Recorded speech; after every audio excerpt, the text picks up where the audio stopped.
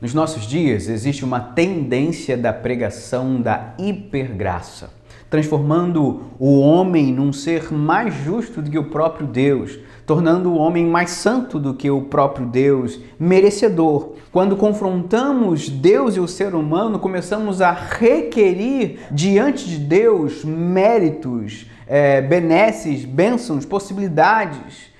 Na pregação da hipergraça existe uma dificuldade a toda vez que o texto bíblico emprega a justiça, emprega o castigo divino. Existe uma hipersensibilidade no nosso tempo e essa hipersensibilidade nos torna avessos a todo discurso, a toda pregação, a todo o texto bíblico onde o julgamento de Deus é revelado.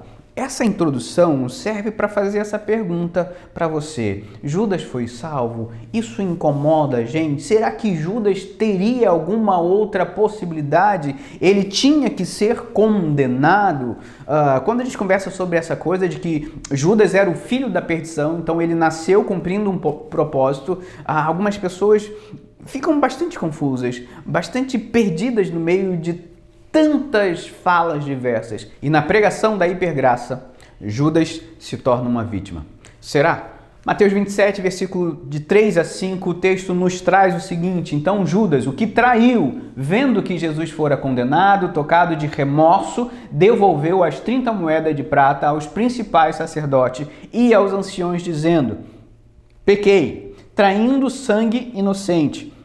Eles, porém, responderam: o que nos importa? Isso é contigo. Então Judas, atirando para o santuário as moedas de prata, retirou-se e foi enforcar-se. As questões que começam a borbulhar justamente nesses corações mais sensíveis e nos pregadores da hipergraça, a gente encontra nesse texto. Só que eu chamo a atenção para a palavra remorso.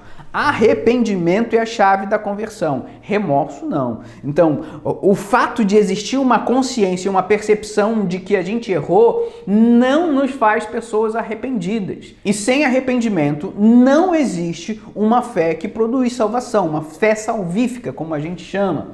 Então, o remorso está apresentado aqui, a devolução, ele devolveu. Então, isso mostra alguns propósitos no coração de Judas, que talvez ele fosse alguém nobre, que merecesse alguma chance. A confissão, eu pequei, né? Essa percepção, eu tô errado, traí sangue inocente. Então, todas essas afirmações começam a gerar um grupo de percepções ou de entendimento nas pessoas que talvez Judas pelo menos merecesse, ou que talvez em algum momento Judas poderia ser livre do peso da condenação, ou para aliviar uma consciência de que isso não foi justo. Isso não foi justo com Judas. Ninguém pode receber um peso sobre seus ombros tão pesados assim. Afinal de contas, quem poderia suportar tamanha condenação?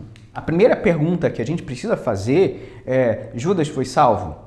A resposta é simples e categórica: não. E a gente já deu a resposta para isso, simples assim, porque olhando para o texto bíblico, existem coisas que não aconteceram. Então, quando a gente vê todo o movimento da Bíblia chamando Judas do filho da perdição, a gente precisa entender que as coisas acontecem paralelamente. Judas não foi um fantoche do universo, de uma teoria da conspiração do próprio Deus contra Judas. Na realidade, Judas agiu deliberadamente. Judas quis trair. Sendo assim, quando a gente analisa friamente o texto bíblico, não tem outra conclusão possível de entender. Não, Judas não foi salvo. A Bíblia não atribui esse título de filho da perdição à toa. Se a Bíblia chama de Judas de filho da perdição, é que Judas foi perdido. Ele se perdeu. Simples assim. E a gente traz esses elementos que a gente já começou antes na nossa conversa. Simples por quê? Não houve arrependimento. Então, não confunda arrependimento com remorso. O arrependimento da Bíblia é o metanoia, é uma mudança de mente. Quando você simplesmente você cria um novo entendimento. A percepção do erro em si não é biblicamente sinônimo ou igual a arrependimento. Lágrimas não significam arrependimento. Percepção de erro, como a gente já falou, não significa arrependimento. Portanto, a gente chega numa doutrina ainda mais essencial da fé cristã. Se não houve esse arrependimento salvífico, não houve regeneração. Se não houve regeneração, não existe salvação. Então não tem como burlar isso. Não tem como manipular a verdade do texto bíblico para que a gente chegue num resultado diferente. Então a gente vê a severidade da justiça de Deus sobre alguém que não nasceu de novo, sobre alguém que não se arrependeu. E isso é responsabilidade de Judas. Não confunda soberania de Deus com Deus usando os seres humanos como fantoches. Não confunda, são conceitos incrivelmente distintos. Agora, uma próxima pergunta pode ser feita para a gente alargar um pouco esse entendimento. Judas poderia ser salvo? Tentando desmembrar esse questionamento,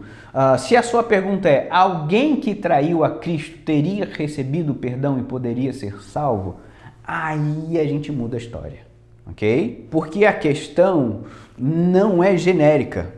A questão do texto bíblico não é assim. Então, foi muito pesado, porque como ele traiu pessoalmente a Cristo, ele não tinha para onde ir. Então, quando a gente começa a desmembrar essa questão, a gente chega em alguma questão mais específica, mais especial para o nosso entendimento. Se você está preocupado se alguém que trai a Cristo tem ou não possibilidade de perdão, se alguém que trai a Cristo tem ou não tem a possibilidade de ser salvo, aí o jogo vira, porque a resposta bíblica é definitivamente sim. Não foi o fato de trair a Cristo que trouxe de uma forma irreversível a condenação a Judas. Então agora pensa comigo, Marcos 16:16, o texto nos afirma que aquele que crê em Cristo, esse não será condenado, mas aquele que não crê, esse será condenado. Então, o critério de condenação não é se eu traí ou não traí alguém. Então, me surpreende o fato dos pregadores da hipergraça não conseguirem entender de uma forma clara que o que leva Judas à condenação não é o fato de trair ou não trair. O que leva Judas à condenação é o fato de não crer. A incredulidade de Judas, lembra? Aquele que não crê já está condenado. Então o que a gente pode afirmar é sobre a natureza da fé de Judas. Por mais que ele fosse sensível à pregação, a gente chama isso na teologia, mais uma vez, de fé salvífica. Judas não tinha uma fé salvífica, ele era sensível ao discurso, ele era sensível à pregação de Jesus.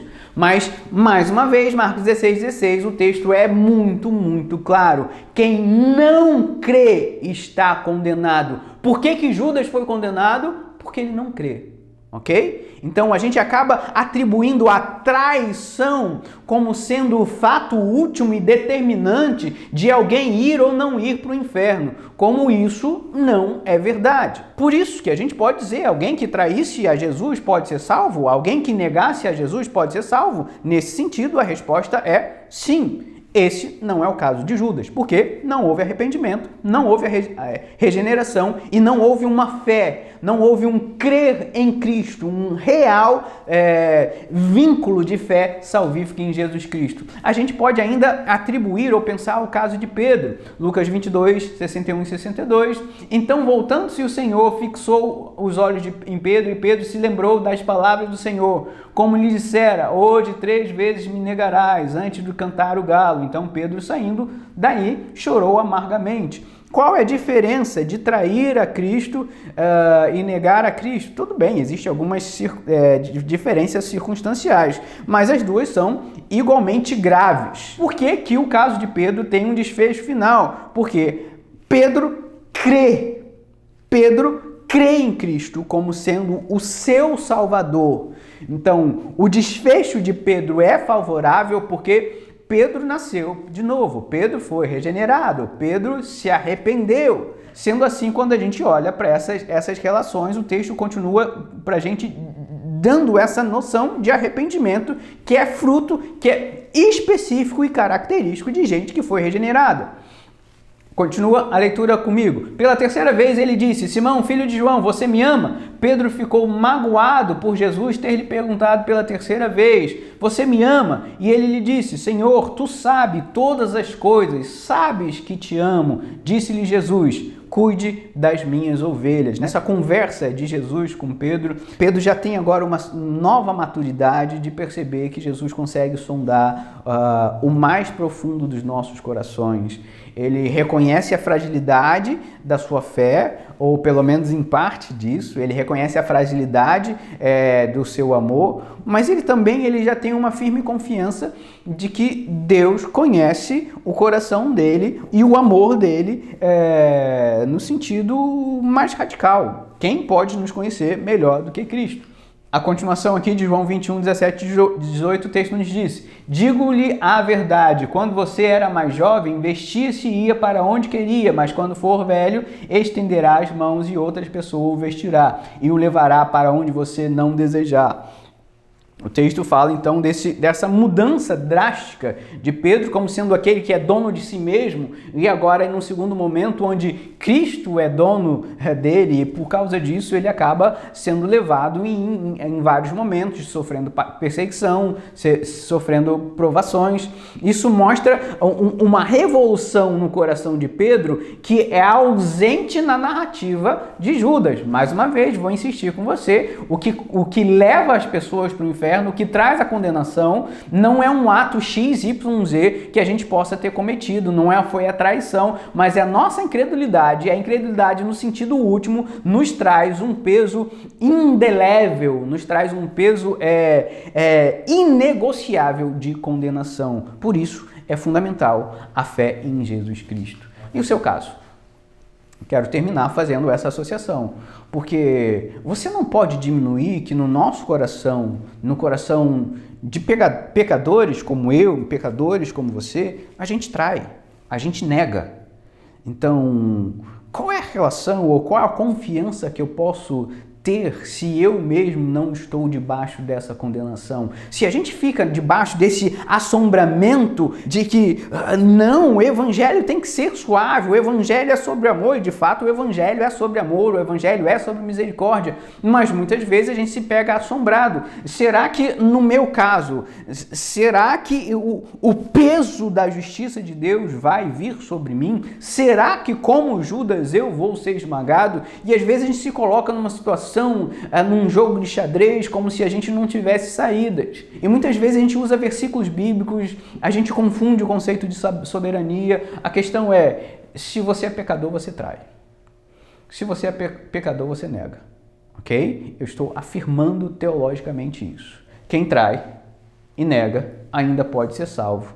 Porque apesar das nossas faltas, apesar das nossas traições, e não se engane, você já traiu várias vezes a Cristo e você ainda vai trair outras tantas. Apesar disso, o Evangelho produz em nós arrependimento e o coração regenerado caminha a cada dia na busca de santidade, de santificação. Isaías 55, versículo 6 nos orienta: busquem o Senhor enquanto se pode achá-lo, clamem por Ele enquanto está perto. Creia. Porque a única forma de se livrar da condenação não é com um discurso de hipergraça.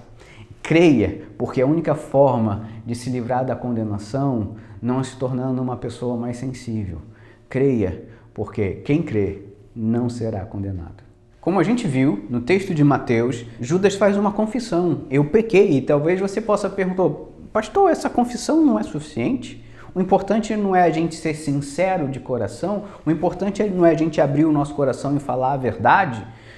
Isso não é suficiente. A pregação da hipergraça tem consequências dramáticas e terríveis no meio do povo de Deus. Porque quando a gente começa a pregar graça desse tipo, acreditando que a confissão por si só realiza todo o trabalho no coração do ser humano, a gente começa a desequilibrar os atributos de Deus. O que significa isso? A Bíblia aponta na direção de que Deus é amor, mas aponta na direção que Deus é justo, que Deus é santo. Então, quando eu falo que Deus é amor e eu começo a diminuir o peso de um Deus justo, santo, e todas essas características que trabalham nessa direção da justiça, o evangelho é pintado só a partir da perspectiva da misericórdia, sem falar da perspectiva do juízo. A pregação do evangelho que exclua o juízo é estranha ao texto bíblico, porque entre o próprio papel do Espírito Santo é nos convencer do juízo. Então, se o Espírito Santo tem o papel de nos convencer do juízo, a gente não pode retirar da verdade bíblica essa realidade. Você desequilibra os atributos de Deus. Então, as pessoas começam a olhar Deus como sendo o amor e todos os outros atributos eles ficam em segundo plano. É um Deus desproporcional, é um Deus caricaturado. E isso chega, então, numa conclusão ainda mais trágica.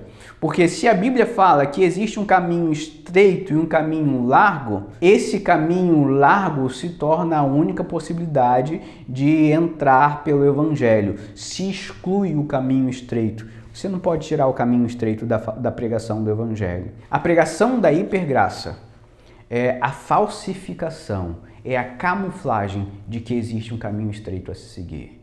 Quando você começa a acreditar nessa pregação, você está dizendo que o caminho não é tão estreito assim, que você não precisa se preocupar, porque afinal sempre existe um caminho largo e inclusivo que existe espaço para todas as pessoas. Precisamos ter muito cuidado, porque o incluir não deve ser desculpa para falta de coragem, para falta de fé e para falta de alicerce bíblico. Quanto mais pregações houverem onde a hipergraça é pregada no lugar do evangelho, mais centenas de pessoas vão esquecer dessa realidade, dessa associação entre o caminho largo e o caminho estreito.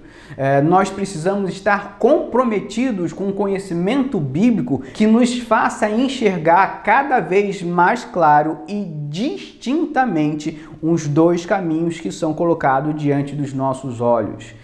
Cada falso ensino, cada heresia tem uma consequência prática e trágica na vida do crente. Para que a gente se proteja desses falsos ensinamentos, para que a gente se proteja dos efeitos colaterais de que essa mensagem barata pode produzir, o nosso convite é que você venha se aprofundar no conhecimento saudável da palavra de Deus. Por isso nós do Mundo Bíblico preparamos uma formação em teologia para que a cada dia os seus olhos sejam abertos e as possibilidades estejam sendo colocadas diante dos seus olhos, para que você possa perceber o caminho da verdade e o caminho da mentira diante dos seus olhos.